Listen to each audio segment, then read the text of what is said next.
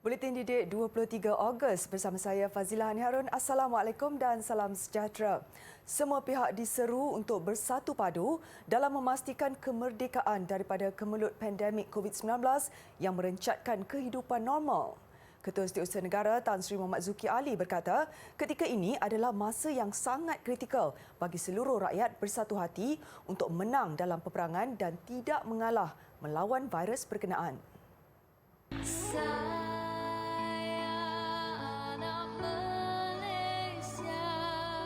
Pada masa sama jelasnya, perpaduan rakyat adalah tunjang kepada kestabilan sesebuah negara. Kemerdekaan yang dikecapi hari ini berpaksikan kemuafakatan dan tolak ansur dalam meraihkan kepelbagaian yang ada di negara. Janganlah kita cemari jerit perih perjuangan kemerdekaan dahulu dengan berpecah belah dek kerana bisikan-bisikan jahat yang sentiasa cemburu dengan kehamunan negara yang tercinta ini. Raihkan kepelbagaian perbezaan yang ada dan sama-samalah kita memperkukuh serta meneguhkan persamaan kita sebagai rakyat yang mahukan negara yang maju, makmur dan sejahtera.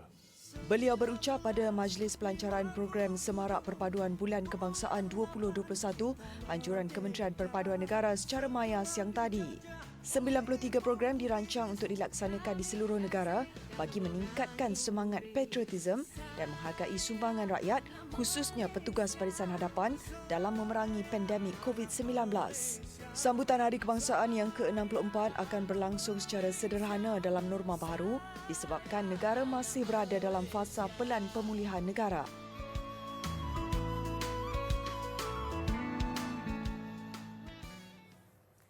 .6% populasi dewasa di negara ini telah melengkapkan 2 dos suntikan vaksin COVID-19 setakat semalam. Jawatan Kuasa Khas Jaminan Akses Bekalan Vaksin COVID-19 JKJAV yang berkongsi maklumat itu di laman Twitter rasmi memaklumkan 18.26 juta individu telah menerima dos pertama. Ini menjadikan komuniti pemberian vaksin menerusi program imunisasi COVID-19 kebangsaan PIK kini 31.28 juta. Bagi vaksinasi harian pula, 441,100 dos diberikan semalam dengan 303,545 merupakan dos kedua. PIK dilancarkan pada 24 Februari lalu bagi memberikan vaksinasi untuk membendung pandemik COVID-19 di seluruh negara.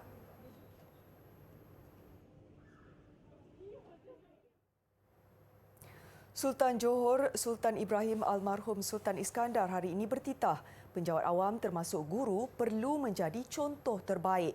Dalam hantaran di laman Facebook rasmi, baginda bertitah pengambilan vaksin adalah penting dan perlu dipertingkatkan bagi mencapai sasaran imuniti kelompok di negara ini. Tegas baginda, tenaga pengajar harus terus mengamalkan prinsip sebagai pelindung untuk memastikan keselamatan murid di bawah seliaan mereka terpelihara. Baginda juga bertitah supaya golongan berkenaan menolak dakyah-dakyah yang hanya cuba meracuni pemikiran segelintir rakyat dengan maklumat-maklumat yang tidak sahih. Malahan tegas baginda lagi, Malaysia mempunyai pakar-pakar perubatan yang bertauliah.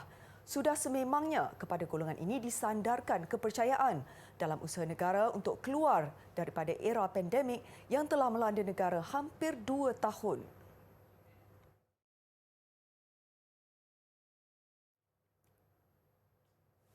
Tuntutlah ilmu hingga sampai ke negara China.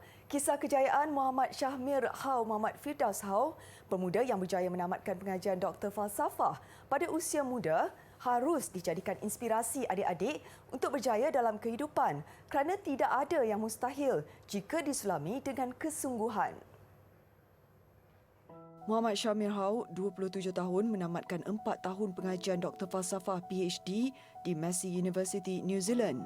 Anak sulung daripada 4 beradik itu ditawarkan menyambung pengajian dalam bidang kejuruteraan kimia dan bioproses makanan daripada penyelianya Profesor John Brandon. Pada awalnya, kami difahamkan pemuda ini berbelah bahagi untuk menerima tawaran itu. Namun nasihat arwah bapanya Muhammad Firdaus Hau Abdullah membuatkannya nekat menyambung PhD selepas tamat pengajian sarjana muda di Universiti sama. Syamir turut berdepan pelbagai cabaran sebelum dapat menamatkan pengajiannya. Cabaran paling besar apabila ayah tersayang meninggal dunia pada tahun kedua pengajian. Namun kesemua halangan dilalui dengan cekal. Malah nasihat dan kata-kata semangat arwah ayahnya membawa Syahmir ke mercu kejayaan. Lebih bermakna, dia kini diterima sebagai pensyarah kanan di Jabatan Kejuruteraan Proses dan Makanan Universiti Putra Malaysia UPM. Pemuda ini juga melahirkan rasa syukur kerana perjalanannya dipermudahkan dan turut menasihatkan anak muda lain untuk tidak mudah berputus asa dalam usaha mengejar impian masing-masing.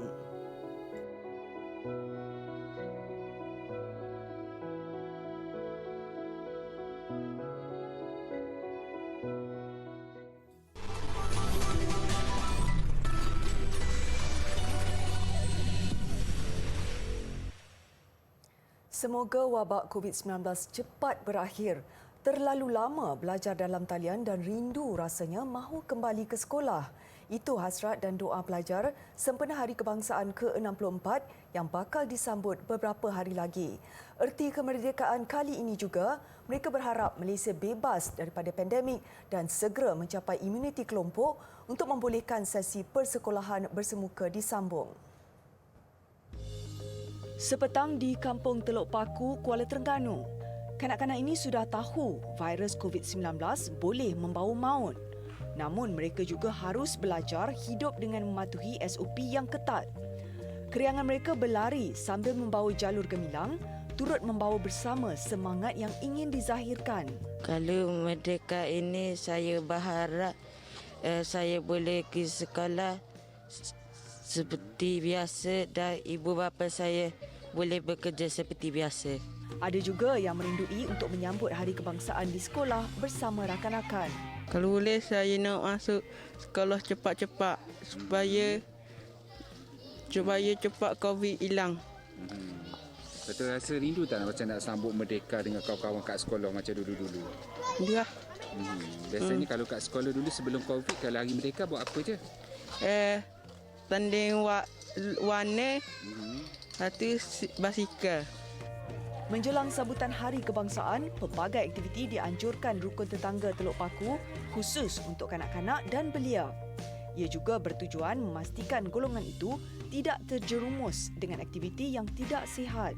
Kemerdekaan budak-budak ni kita acuankan budak-budak ni dengan aktiviti-aktiviti kemasyarakatan dan juga aktiviti untuk mengenalkan dirinya sebagai rakyat Malaysia untuk menghayati apa itu arti kemerdekaan. Bermaknanya arti kemerdekaan ini adalah untuk kita membebaskan diri kita dan juga generasi yang akan datang kepada generasi yang lebih baiklah. Mereka berharap dan berdoa ini kali terakhir menyambut kemerdekaan dalam suasana norma baru. Semoga sambutan akan datang dapat diraikan secara meriah bersama rakan taulan mengikuti aktiviti tahunan yang kebiasaannya dilakukan pihak sekolah. Di Melaka, sambutan kemerdekaan lebih bermakna bagi masyarakat orang asli di Jasin apabila penempatan mereka di Kampung Bukit Meranti diterangi bekalan lampu. Dengan limpahan cahaya lampu solar, kehidupan malam suku kaum temuan itu tidak lagi bergelap atau hanya bergantung kepada cahaya pelita semata-mata. Bekalan lampu solar berkenaan disumbangkan sebuah badan bukan kerajaan NGO, Unit Response Team URT, Aslam Resources menerusi program Sentuhan Merdeka. Penduduk orang asli yang ditemui semuanya ceria dan berterima kasih atas sumbangan yang dapat menerangi perkampungan mereka. Apatah lagi selama ini mereka bergantung kepada cahaya lilin dan pelita. Sebahagian pula menggunakan set generator namun kosnya agak tinggi apabila terpaksa membelanjakan kira-kira RM240 sebulan untuk membeli minyak. Bagi seorang suri rumah, Kuntum Tepung, 29 tahun, bekalan lampu solar itu memberi kemudahan kepada anaknya untuk belajar. Sekarang ni saya happy tengok anak boleh bermain, senang belajar, semua. Jadi suasana rumah teranglah. Senanglah budak-budak belajar kan, membaca ke tulis pun nampak terang. Saya happy lah tengok anak belajar dengan cahaya terang ni. Bagi Jumaat Hussein, 26 tahun pula, lampu solar itu memudahkan penduduk berkumpul dan berbincang perkara penting ketika waktu malam. Biasanya kami berkumpul menggunakan pelita je. gelap. Tapi sekarang ni dah ada lampu ni, kira lebih mudah lah kita berborak ke dan berjumpa keluarga lah. Dan bersembang-sembang waktu malam apabila ada senang lah. Jadi terima kasihlah kerana bagi lampu. Mungkin anak-anak pun boleh belajar dengan mudah bekerja kan? Yalah, senang juga bagi budak belajar waktu malam lah. Menurut pengarah projek solar itu, Muhammad Aswad Abdul Rahim, keprihatinan terhadap nasib suku kaum Temuan menyebabkan pihaknya terpanggil untuk menyalurkan bantuan. Sebelum pemasangan dilakukan, katanya seluruh perkampungan itu terlebih dahulu disanitasi bagi mengelak penularan jangkitan COVID-19. Hampir 2 bulan kita mengenal pasti tempat kawasan penempatan orang asli kat sini. Tim kami telah membuat perbincangan sebelum pergerakan kami ke sini. Persediaan dari aspek teknikal dan lampu solar yang kita pasang, termasuk tim logistik dan bantuan makanan, kit makanan, kami buat pembincangan sebelum pergerakan kita di sini. Dan misi ini melibatkan dalam lingkungan 10 orang anak muda yang sukarela untuk menyumbang tenaga dan masa diorang bagi misi Sentuhan Merdeka. Buat orang-orang asli di kawasan sini, kita nak bagi mereka merasa sinar baru di dalam bulan kemerdekaan ini. Merdeka! Merdeka! Merdeka! Merdeka! Merdeka! Tarikh kemerdekaan Persekutuan Tanah Melayu telah diisytiharkan oleh Allahyarham Tunku Abdul Rahman Putra Al-Haj di Padang Bandar Hilir, Melaka pada 20 Februari 1956. Dalam detik penuh bersejarah ini, Allahyarham telah mengumumkan bahawa menurut perjanjian yang dicapai di London, Persekutuan Tanah Melayu akan mencapai kemerdekaan dengan rasminya pada 31 Ogos 1957. Pengumuman tarikh kemerdekaan ini disambut dengan pekikan merdeka yang bergemuruh oleh lebih 100,000 hadirin di Padang Bandar Hilir, Melaka.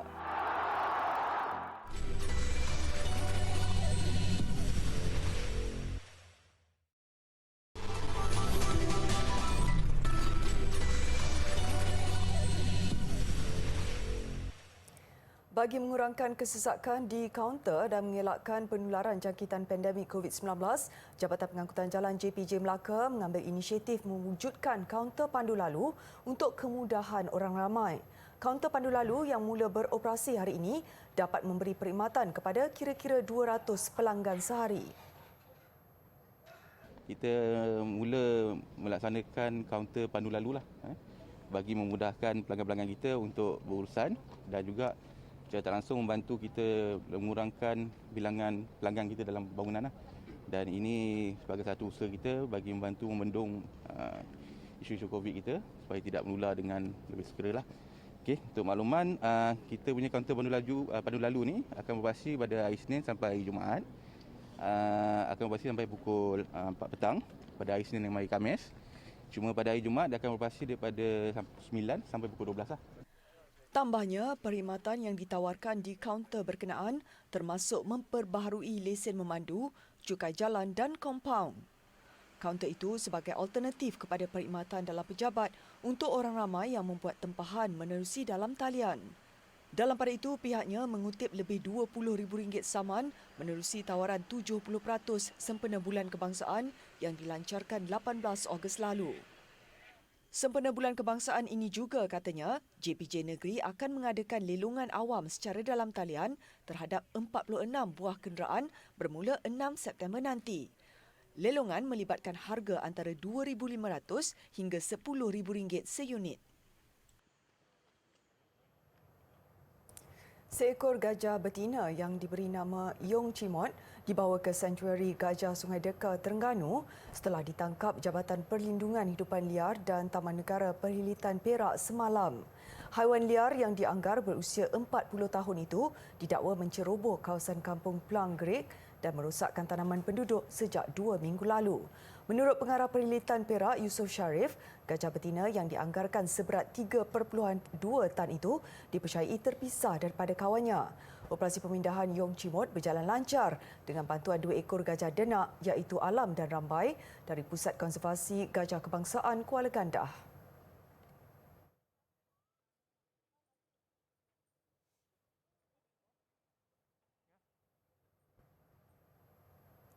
Kira-kira 73% individu kini percaya iklim dunia menghampiri tahap yang tidak boleh diselamatkan lagi disebabkan aktiviti-aktiviti kemanusiaan. Laporan Iklim Sains Pertubuhan Bangsa-Bangsa Bersatu PBB minggu lalu mendedahkan responden di negara-negara G20 berasa sangat bimbang dengan keadaan planet kita. Seorang arkitek landscape di Bangkok, Thailand antara yang menyuarakan kebimbangan itu. Justru melalui inisiatifnya untuk menambah kehijauan di sekitar bandaraya penuh sesak itu, Khot Chakon Vorakom berharap dapat menanam kesedaran tentang pentingnya alam sekitar kepada manusia. Vorakom mengubah suai bahagian bumbung sebuah universiti di utara Bangkok menjadi kawasan hijau. Dengan dilengkapi sebuah kolam besar, reka bentuk bumbung ini dihasilkan untuk melindunginya daripada terjejas banjir selain menyejukkan bangunan. Pelajar dan petugas universiti juga boleh bercucuk tanam di kawasan ini. Green roof has protect the use of the energy in the building because you reduce heat to come into the buildings, but you also reflect heat outside your the environment. So it's actually benefit both way.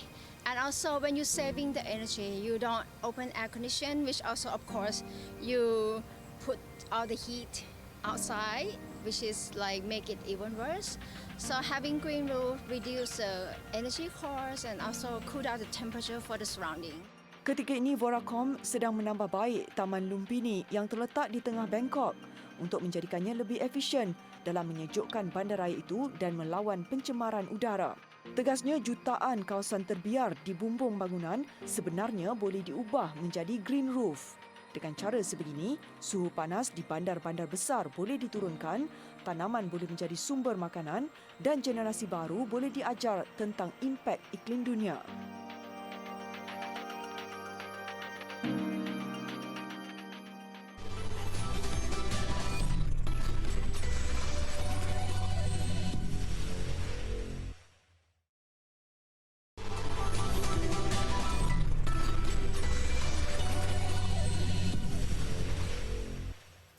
Sukan jago lompat tinggi negara Nauraj Singh Randawa berjaya merangkul pingat emas di kejohanan CS International Meeting yang berlangsung di Luxembourg. Atlet berusia 29 tahun kelahiran Johor yang kini berpengkalan di Jerman itu meraih emas dengan lompatan setinggi 2.18 meter. Pada acara yang berlangsung awal pagi tadi waktu Malaysia, Nauraj yang membuat 2.18 meter dalam percubaan pertama melayakkan Olimpian 2016 ini membawa pulang pingat emas. Atlet Belanda Dawe Amels dan Kivan Gambarzadeh dari Iran yang turut melepasi ketinggian sama sekadar berpuas hati meraih pingat perak dan gangsa berdasarkan kiraan semula. Ia menyaksikan Amels dan Kivan hanya berjaya melakukan lompatan pada percubaan kedua dan ketiga. Nauraj yang mempunyai catatan peribadi terbaik 2.30 meter gagal dalam percubaan terakhir untuk ketinggian 2.21 meter.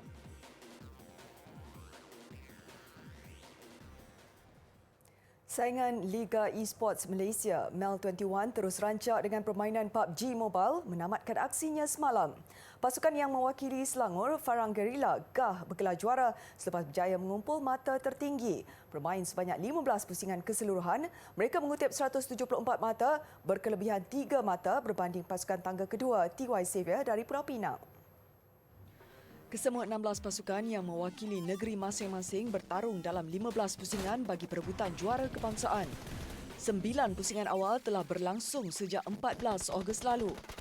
Dan semalam, baki 6 pusingan terakhir dijalankan dengan saingan sengit disajikan Farang Guerilla dari Selangor dengan wakil Pulau Pinang TY Xavier.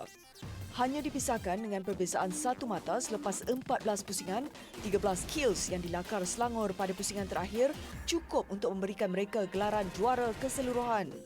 Turut mencatat 2 chicken dinner pada pusingan pertama dan ke-13, Farang Guerilla gah menamatkan saingan dengan catatan 174 mata selaku pemenang dan turut membawa pulang wang tunai berjumlah RM20,000. Kalau saya nak lebih ke impian saya untuk ke peringkat dunia, nak bawa bendera Malaysia. Kita orang akan terus memberikan impak yang besar dalam setiap tournament yang akan datang. Itu janji kita, insya-Allah. Beralih ke Liga Super, usaha semua pasukan untuk memperbaiki kedudukan masing-masing pada minggu ke-19 terus rancak ketika 2 perlawanan berlangsung malam semalam.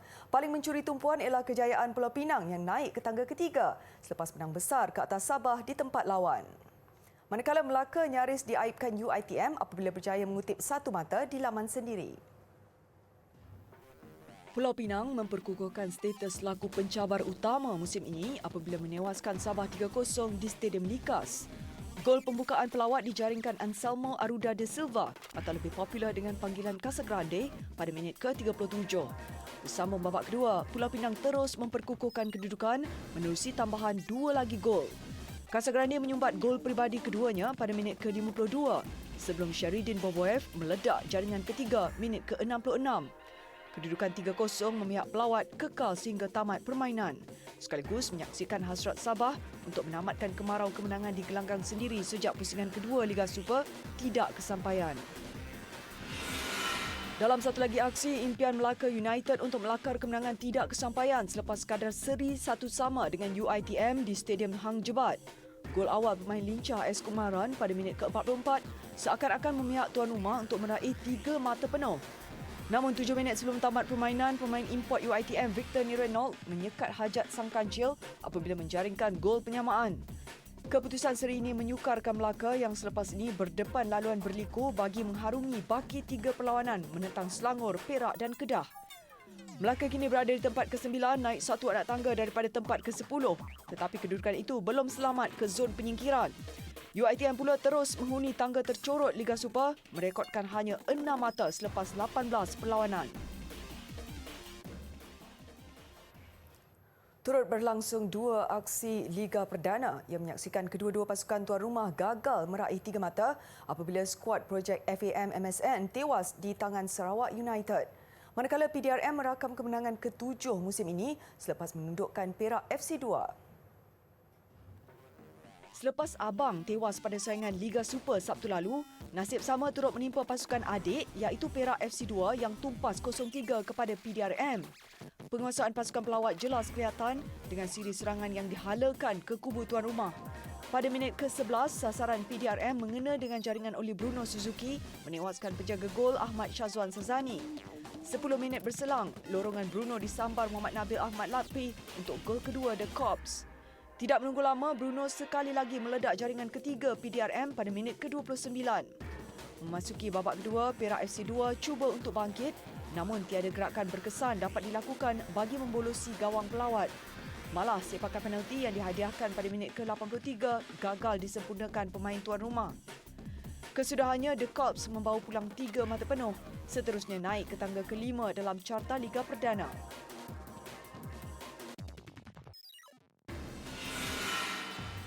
Di Stadium UiTM Shah Alam, skuad projek FAM MSN melebarkan rekod 14 aksi tanpa menang musim ini selepas tewas 0-4 di tangan pendahulu Liga Perdana Sarawak United. Ia menyaksikan 2 gol dihasilkan pada setiap babak menerusi 4 pemain berbeza. Membuka tirai jaringan pelawat, gol disumbatkan Sandro de Silva pada minit ke-22. Selepas itu giliran Taylor Regan pula menggandakan jaringan 2-0 2 minit sebelum tamat separuh masa pertama. Bersambung babak kedua, skuad projek FAM MSN berjaya mengekang asakan bertali arus lawan sebelum Gopi Rizki meledak gol ketiga minit ke-84. Dan Nur Syami Izzuan melengkapkan pesta gol Sarawak di waktu kecederaan sekaligus membawa pasukannya kembali di Persada Liga 2 mata di atas Negeri Sembilan yang jatuh ke tangga kedua.